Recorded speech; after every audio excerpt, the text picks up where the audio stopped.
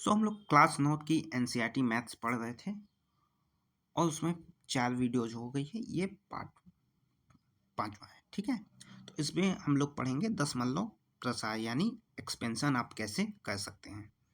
तो सीधे हम लोग क्वेश्चंस पे आ जाते हैं। ये आपको दिए गए हैं नंबर्स और यहाँ पे इनका जो है दशमलव प्रसार यानी एक्सपेंशन करना है। तो बहुत ही सिंपल सा कॉन्सेप्ट है कि यहाँ पे आपको भाग दे देना है। जैसे 10/3 इस तरीके से है तो 10 को डिवाइड कर देना है 3 से।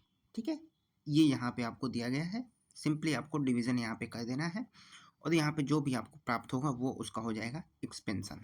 ठीक है, यहाँ पे जैसे 3.3333 डॉट डॉट डॉट। ठीक है, तो ये इसका एक्सपेंशन हो जाएगा, ये यहाँ पे एक्सपेंशन हो जाएगा, ये इसका एक्सपेंशन हो जाएगा।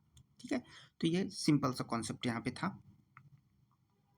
अब यहाँ पे आपको ध्यान क्या देना है कि आप जब भी डिवाइड करेंगे तो 3 स्थितियाँ आपके पास आ सकती हैं कि आप डिवीजन के बाद जो आपका रिमाइंडर यानी शेष जो है वो 0 हो जाता है। ठीक है,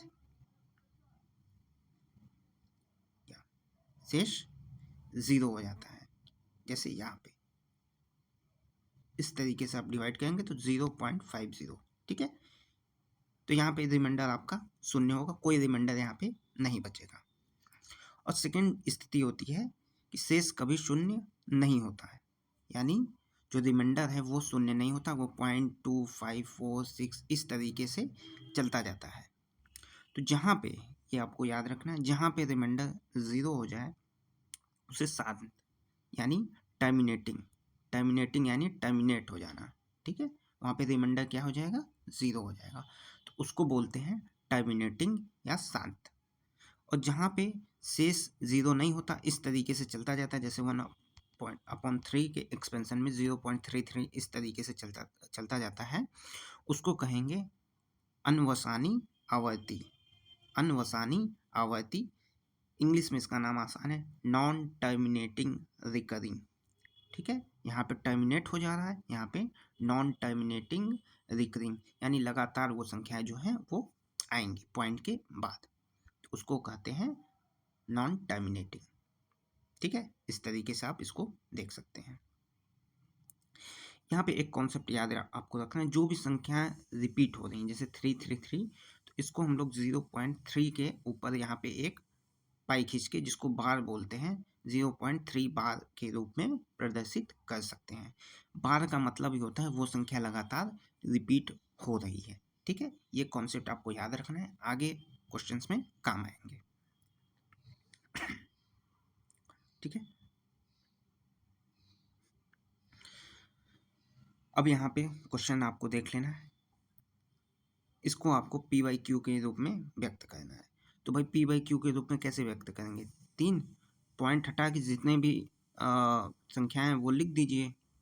ठीक है, और 1 लिख के ऊपर से जितनी संख्याएं के बाद आपको पॉइंट हटाए हैं उतने 0 बढ़ा दीजिए यहाँ पे। तो 6 1 2 3 4 5 6 0 यहाँ पे आपको बढ़ा देना है। तो ये पी बाई क्यू के फॉर्मेट में हो गया, कुछ इसमें करना नहीं था। यहाँ पे क्वेश्चन इंपॉर्टेंट है, देखिए 0.333 यानी 0.3 के बार को आपको पी बाई क्यू के रूप में प्रदर्शित करना है। तो कैसे आपको करना है, तो देखिए सिंपली आपको पहला स्टेप यहाँ पर उठा लेना है, x के इक्वल टू कर लेना है 0 के पावर बार, तो ये हो जाएगा x 0.3333 इस तरीके से डॉट डॉट डॉट आपको कर देना है। अब यहाँ पे 10 का मल्टीप्लाई कर देना है, तो यहाँ पे आ गया 10x। देखिए यहाँ पे 10 का मल्टीप्लाई करेंगे, जो पॉइंट है ये एक डिजिट बाद लगेगा, यानी 3.333। ठीक है, ये कॉन्सेप्ट। ठीक है, तो 3.33, अब 0.333 को हमने क्या माना था, 0.33 को हमने माना था x, तो फिर यहाँ पे क्या आ गया 10x इक्वल टू 3 + x। ठीक है, 10 में मल्टीप्लाई x में मल्टीप्लाई किए 10 का 10x आया, फिर यहाँ पे 3 आ गया। ठीक है, ये कॉन्सेप्ट समझिए, दोनों साइड में आपको 10 का मल्टीप्लाई करना है, तो यहाँ पे 3.333 आया, 3 को अलग लिख लेंगे, 3 + 0.333 इस तरीके से, यहाँ वाला ये वाला स्टेप यहाँ है, तो ये हो जाएगा 3 + x। क्यों, क्योंकि x यहाँ पे आपने माना था x इक्वल टू 0.333। ठीक है, तो ये इक्वेशन हमारे पास क्या बनता है, ये इक्वेशन आ जाता है 10x equal to 3 plus x. अब x को इस तरफ भेज दीजिए, तो यहाँ पे प्लस है, यहाँ पे माइनस हो जाएगा, तो 10x में से एक x गया, 9x इक्वल टू 3। ठीक है, अब यहाँ x जो है वो मल्टीप्लाई में है 9, तो 9 को इधर भेजेंगे तो 3/9 हो जाएगा, इसको डिवाइड कर देंगे 1/3।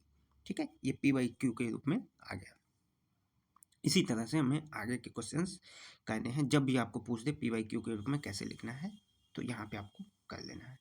जैसे यहाँ पे 1 दिया है इस तरीके से, ठीक है, 1 दिया है तो यहाँ पे आप 10 से भी कर सकते हैं, 100 से भी कर लीजिए।